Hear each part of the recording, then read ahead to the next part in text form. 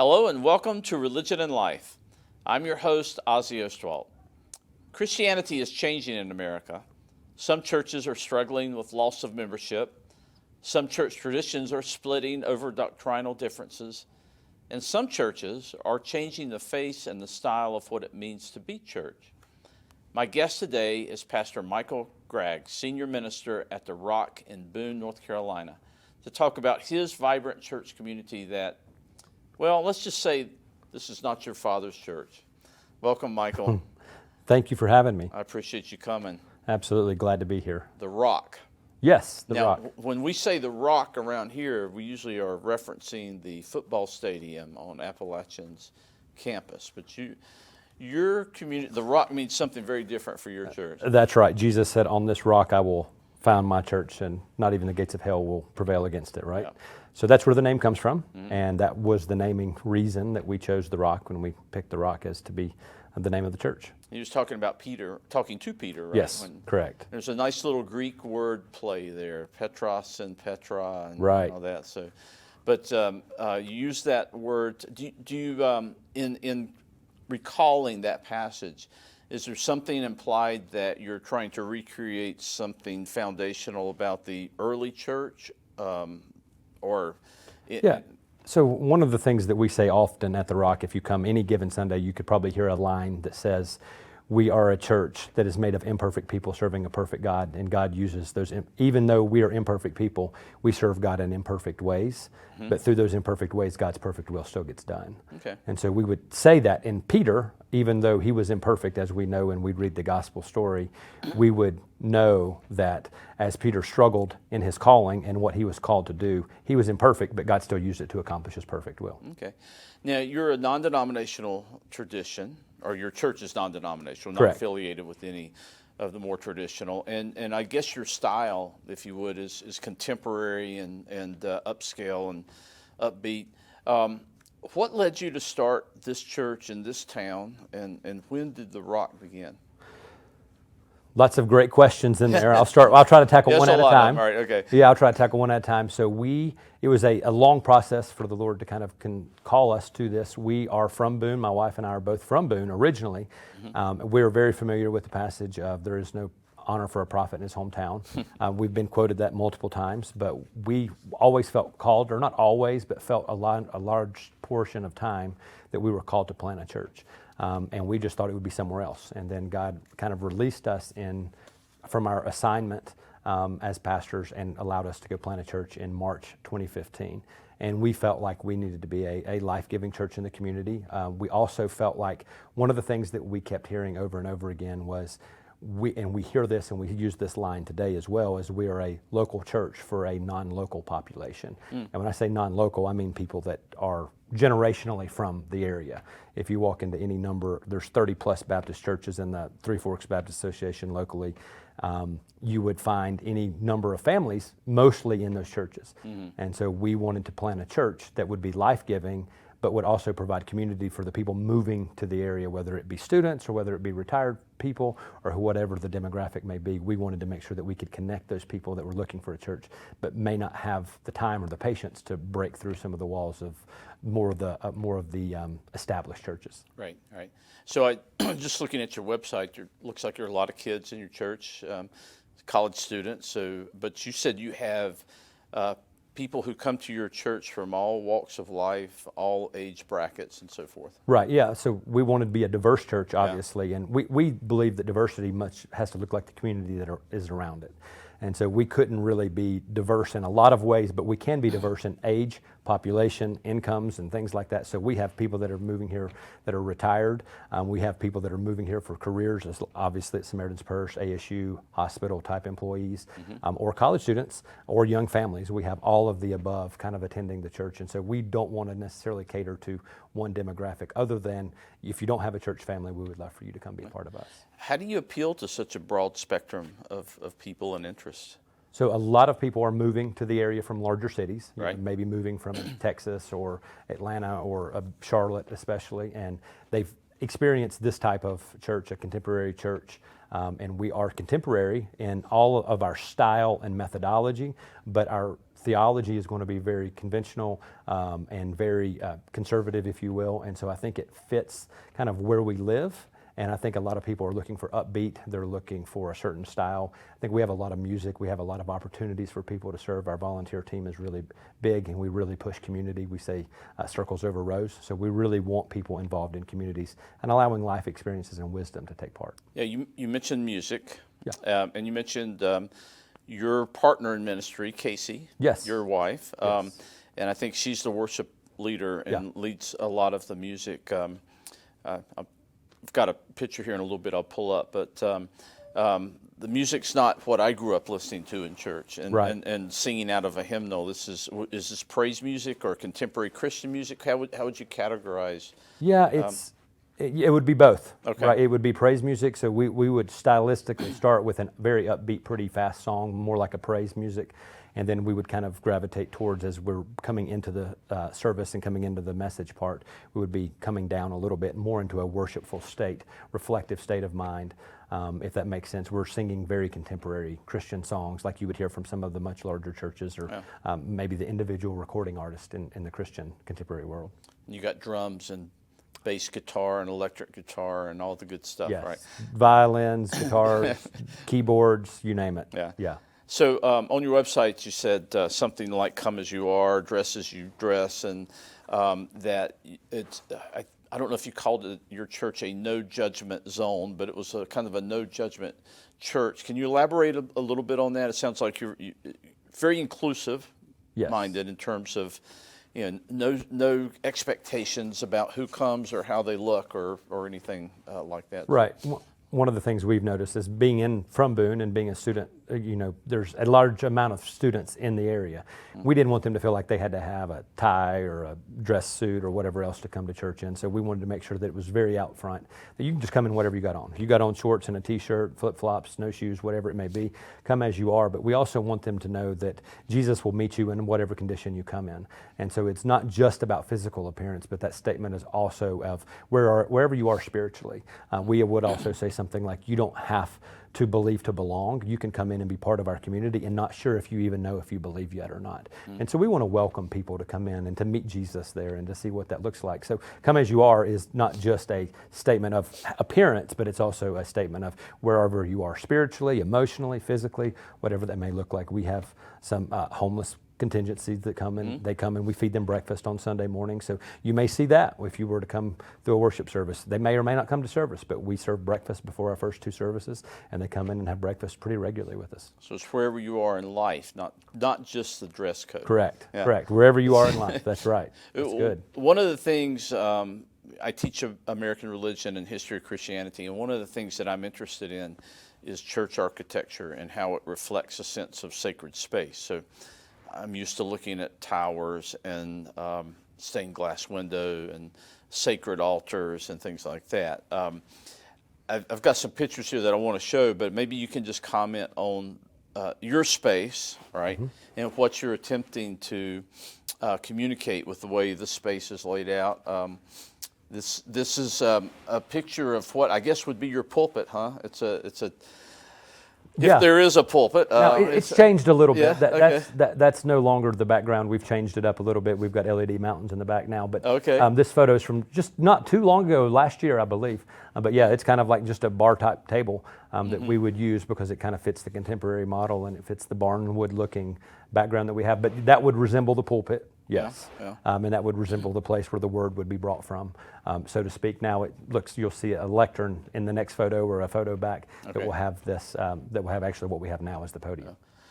This is you delivering the Sunday morning message with the electric drill in your hand. That's right. So I'm not going to ask what that symbolizes, but I'm sure it was object lesson. Yeah, we absolutely. We try to encourage everyone because we know if we're asking people to come where they are, wherever that may be, spiritually, physically, emotionally, that we're going to meet people in different places. So we try to give visuals so that people have something to walk away with because we believe in multisensory learning from the Christian education days. And so people learn not just by what they see, not just by what they hear, but also by what they experience, by all the different things. So we want to teach that as many ways as we possibly can. Yeah, so in the space here, I mean, I remember as a kid sitting in church and marveling at the stained glass and getting a sense, a child's sense of awe from that. So you don't have any of that. In fact, you're in a kind of strip mall Correct. setting. Is there any significance to why you chose a space like this rather than something more traditional, perhaps?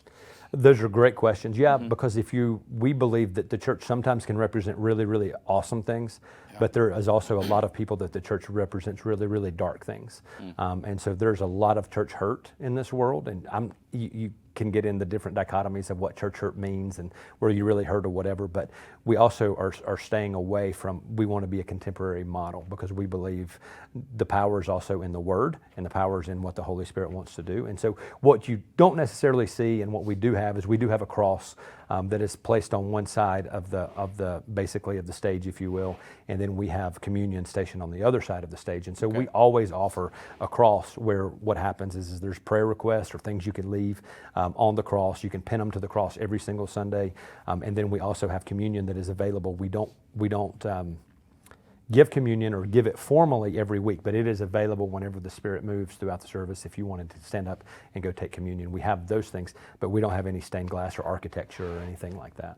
So I want to come back a little later to the communion practice. Sure. and a phrase you used, when the Spirit moves, but a couple more things before we get to that. Let's look at the next picture here, because I think this is an interesting photo of some of the music here. Like I said, electric guitars, electronic keyboard back there, various instruments, and the music is not the old rugged cross. It's Right. Contemporary, using contemporary instruments, and I think there's another picture here of that you would consider this part of the worship team. Correct. Reading the Yes. music, and here again, just the same kind of setting. Looks like there's a basketball goal up There there. is. I just now noticed that, so I don't know if you play basketball in this space or not too. It was part of our Game Changer series on the back wall, and we were talking about things that change our game, and things that can be game changers for us, and statements, promises that God makes to us throughout the Word, and that was kind of the premise of it. Is just decor. Yeah. Instead of stained glass, we would use things like this to theme the space. Yeah. Okay. And this next picture I love. Actually, you can see in the foreground here your baptismal pool, which is, I understand, custom made. Correct. No longer in use, but Right. made out of diamond plate steel and whatnot. So, is baptism in your church? Is it a rite of initiation, or is it a symbolic? You probably don't call them sacraments, but I don't know. I'm putting words in your mouth here. We would say it's a symbol. It's an outward symbol of an inward decision that you've made to follow Christ. And so we believe in believers' baptism. So it would be baptism by immersion. From the Baptist world, it would be, we celebrate baptism the exact same way that a Baptist church would celebrate baptism. Okay. And you were saying earlier that you now have pretty much moved to the river. Yes, correct. We do our best. Occasionally we'll have one around New Year's or around Christmas that we'll have to do the baptism inside, and we still can use it if we need to. But getting water in and out without it being a plumbed baptism is a little bit hard, so we use the river, New River, most all the time. Is that a matter of convenience, or is it a theological mandate, or just a preference in style? I think it's a preference. When we ask, most people want to go to the river. And I think it's something we have just become kind of part of who we are, kind of part of our identity. As hey, we have the New River at our disposal, half a mile from us. Why wouldn't we go? Yeah. I think some traditions, like Primitive Baptists in the mountains, kind of mandate that baptism be done in living water, which is running water. So, I like that. Maybe I'll use that. Yeah. So you're right. And I'll borrow that from you. I think it's actually a kind of an ancient Jewish practice as well. So that can be your justification for going to the river, I guess. We can do that. Okay. Yeah, that's awesome. I read on your website that part of your mission is to radically change the world. What do you mean by that? That's a great loaded question. That is a sermon unpacked. Okay, all right. Happened, but I think in to honor everyone's time, what we would say is we can look at the Bible in two different ways, right? We have the Old Testament, we have the New Testament. We are a New Covenant teaching church, and we truly believe everything that happened after the death, burial, and resurrection of Jesus. And so what happens is a lot of times people are still stuck in the old ways, or maybe in laws, or maybe in religion, and we want to encourage them to pursue relationship. And so we believe that it is the relationship with Jesus that radically changes people's lives. So we're always trying to encourage people to have that relationship and not just be in pursuit of a religion. And so we believe that where it comes alive is when you have a personal relationship with Jesus, and that's what radically changes people. That's transformation, and that's what we want to celebrate. Yeah, so just in your answer there were some phrases that stuck out to me, because I'm always thinking about American religion and the landscape of American religion. So when you use words like personal relationship and radical transformation in a person's lives, this is pretty much evangelical language. And you mentioned earlier that theologically speaking, on the spectrum, you would be pretty traditional and pretty conservative. So do you consider yourself an evangelical tradition in terms of the American religious landscape or the Christian landscape? I'm not a big title guy, and I'm not a big, I don't wear things well. And so I would agree with your assessment. Yeah. I would never necessarily say that about us. But we are evangelical in belief, but I would not put a label on us and say we're an evangelical church, because I think now evangelical comes with political connotations, and we don't do politics at church. Yeah, okay. So does that make sense? That makes perfect sense. So even though you don't want labels, I'm going to throw another one at you, okay? Of course you are. Sorry. If the shoe fits, wear it. Okay. Right? In your state on your website, you have your beliefs stated, and it's very well organized and everything. And one of the statements of belief had to do with the phrase baptism of the Holy Spirit, right? So when I study American religions, when I hear that phrase, I think charismatic traditions, and another label that you may not like. But would you consider your church to fall into the charismatic traditions of across the spectrum of American religions? I think with my roots being Baptist, Right. For the most part, a lot of people would walk in and say they feel charismatic. I think if you were to walk in from a charismatic background, you would say there's some charismatic tendencies there, but they are not all present, Right. if that makes sense. We allow room for the Holy Spirit to work however He wants to. That statement comes out of Hebrews 6 when he's talking about the doctrine of baptisms and what does that look like. We believe in that baptism, the baptism of the Holy Spirit. What we're not going to necessarily do and agree with is maybe the charismatic definition of what that has to look like, and we're not necessarily going to throw a label on that and say, well, you're full of the Holy Spirit if you have this, or you received it if you did that. We're not going to be so quick to judge what that actually looks like. Right. The evidence is going to be where we kind of get into a dispute with maybe the charismatic world. And so we're going to let the Holy Spirit define how He wants to define us. Okay. Maybe you should have a subtitle to your church, the No Labels Church. That would work. That's a phrase that's going around in political circles today. So. The No Label Church. Yeah. That's good. All right, so I want to go back to something you mentioned earlier, and I hadn't thought about this, but you said you have a communion station set aside. And did I understand you correctly? I don't have a picture of it, but can someone during the service get up and go to that station, serve themselves communion? Correct. Or receive communion serve themselves communion? Correct. So we have open communion, right? Okay. Under certain traditions and certain religions, or certain practices of different Christian even faiths have where it's only ordained people that can serve communion and various things. When we were first starting, that was one of the things that we agreed upon as a founding member board, if you will, was that we would always have communion available. And so every service we've ever had from the beginning has had communion, and we explain what it is, we explain how it ties into the Old Testament, what the priest did with it, and all those things, and the sacrament of it, but we allow the Spirit to move as people are worshiping, or maybe at the end of service, or, we've had people get up in the middle of the message and go take it because we might be preaching on the sacrifice that day or whatever it may be. So we allow people to take it as they need to take it. And do you ever have people ask for you to serve it or bless Oh, it? sure. Okay. Sure. So, Sure. But you are breaking down a lot of walls here and a lot of kind of traditional edifices that churches construct. I think you used language like that Yes. earlier. So this kind of radically open communion seems pretty symbolic to me. And we do get questions. We get questions from all kinds of people on our website. They'll be new visiting and they'll ask questions about, we noticed that no one's serving communion. Why is that? And we get to explain those things. And it does open doors, as you said. Yeah. So You and your wife, Casey, are part of a larger team of pastors, each with different roles. And I asked you earlier about ordination, and both you and your wife are ordained. Correct. And not every Christian tradition allows women to be ordained. So maybe I'm interested in hearing how your church views ordination, and if how open you are to women being ordained. Obviously, you must be pretty open, but again, this is something that sounds like you're breaking down edifices and building bridges rather than walls here. Right, that's good. That's very good. I love that. That's a sermon title that we talk about a lot: building bridges rather than walls.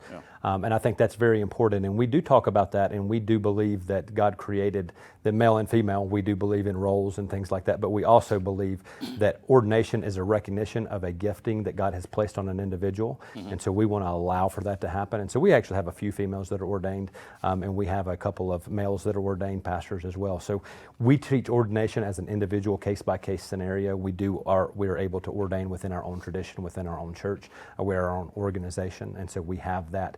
We do abide in the bylaws and all of the Constitution. We have all of those things in place, but we don't necessarily have gender roles for people in church, and so we allow ladies to teach, men to teach, women to teach, whoever.